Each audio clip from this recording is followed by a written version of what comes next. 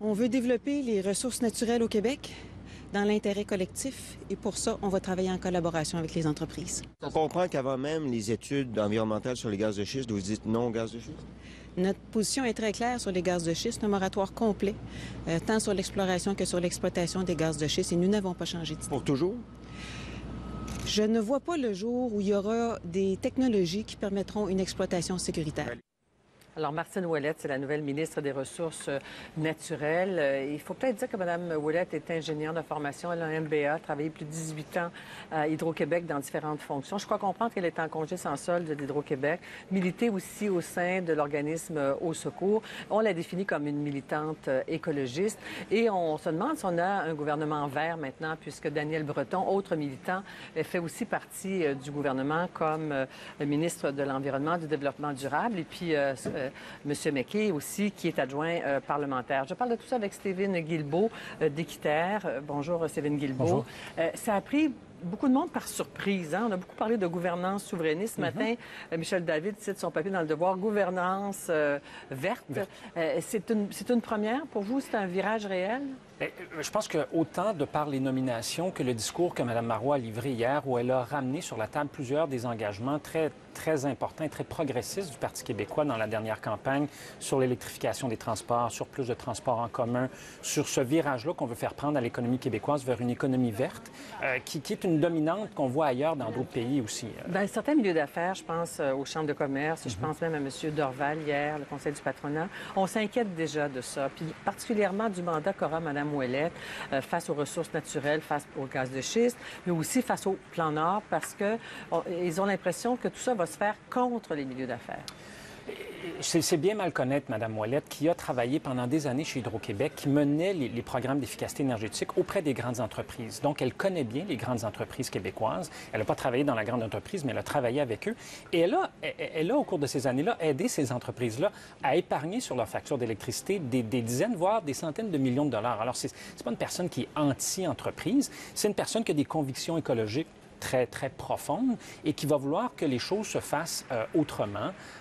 Moi, je pense qu'il n'y a pas raison de s'inquiéter, mais c'est sûr que ça ne sera pas la même chose que c'était avec le gouvernement libéral, clairement. Prenons-les un par un, ces dossiers-là. Parlons des gaz de schiste, justement. Est-ce qu'il est prématuré de dire qu'il ne s'en fera jamais ou qu'il n'y aura jamais de technologie? La France a mis un frein sur le gaz de schiste, mais aux États-Unis, là, Obama a l'air très intéressé à aller de l'avant. Bien, il faut faire une distinction aux États-Unis entre ce que le fédéral veut, c'est comme au Canada, et ce que les États, l'équivalent des provinces là-bas veulent. Il y a plusieurs États qui ont mis en place des moratoires, des États qui parlent de mettre en place des moratoires. Alors là aussi, aux États-Unis, on se pose de sérieuses questions sur les gaz de schiste.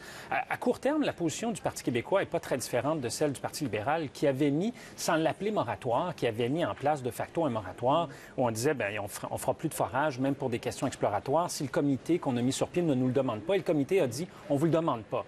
Alors, dans les faits, il y avait un moratoire au Québec sous les libéraux pour au moins les 2 prochaines années.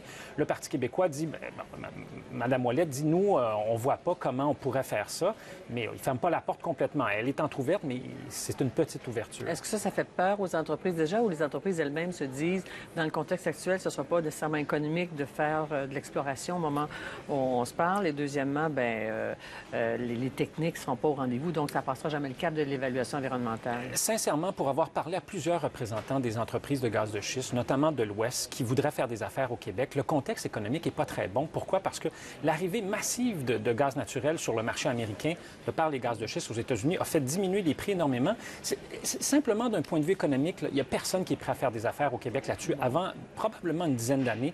Alors, je pense qu'on s'inquiète un peu pour rien. Donc, c'est pas une question de courage politique. Là, M. Lucien Bouchard peut penser à autre chose. Là. Oui. Il peut s'occuper d'autres clients aujourd'hui.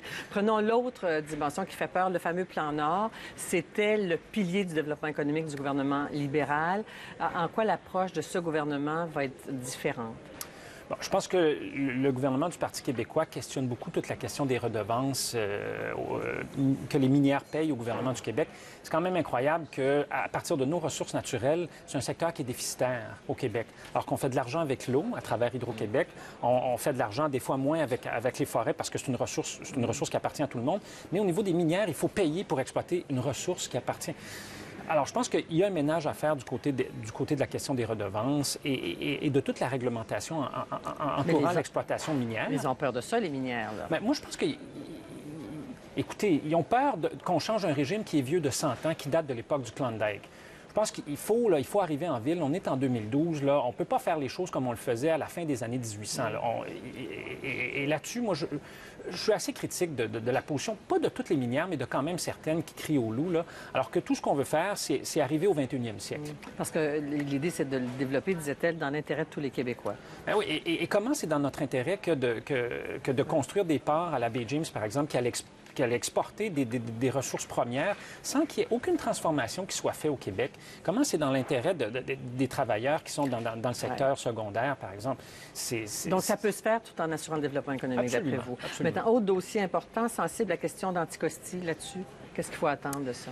Les pétrolières. En fait, sur le pétrole à l'île d'Anticosti, le Parti québécois n'a pas pris position très clairement. Je pense qu'ils veulent regarder un peu. Il faut comprendre que là aussi, c'est une technologie qu'on ne connaît pas très bien. C'est de la fracturation hydraulique comme pour les gaz de schiste, mais dans le pétrole. Alors, il y a encore beaucoup de questions sans réponse. Et Gentil 2, c'est un débat. Reclassement veut dire fermeture, au fond. Oui, et on n'est pas les seuls. Hein? La Suisse, il y a plusieurs faire. pays d'Europe, l'Allemagne, qui sont en train de faire ça parce qu'on se rend compte que le nucléaire, c'est un problème dont on n'a pas besoin. Merci beaucoup, Stephen Guilbeault. Ça va être beaucoup de dossiers, beaucoup à suivre. Merci beaucoup. Au revoir.